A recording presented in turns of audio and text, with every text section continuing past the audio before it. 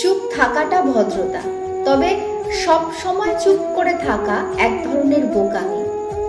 পরিস্থিতি অনুপাতে আপনার যেমন চুপ থাকতে হবে, প্রয়োজনের তাগিদে আপনার তেমন গলা চওড়া করে আওয়াজ তুলতে জানাটাও দরকার। সমস্যা কিংবা জটিলতা সবকিছু আপনার নিজেকে অন্যদেরকে জানাতে হবে। নিজের কথাগুলো নিজের গলা দিয়ে বের করতে হবে। অন্যরা আপনার হয়ে কিন্তু সেটা করে দেবে না। ভদ্র হওয়াটা ভালো, কিন্তু দুর্বল হওয়া নয়।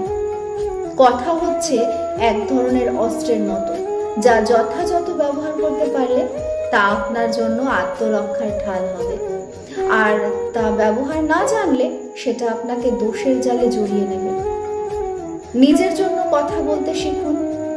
প্রতিনিয়ত চুপ থাকা ক্রমান্বয়ে আপনার জীবনে ক্ষতি বয়ে আনবে।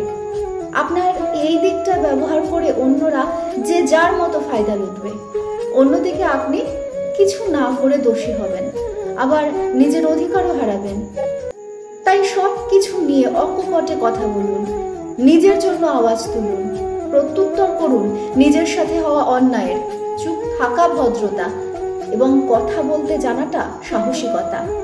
আর জীবনে দুটোই সমভাবে গুরুত্বপূর্ণ।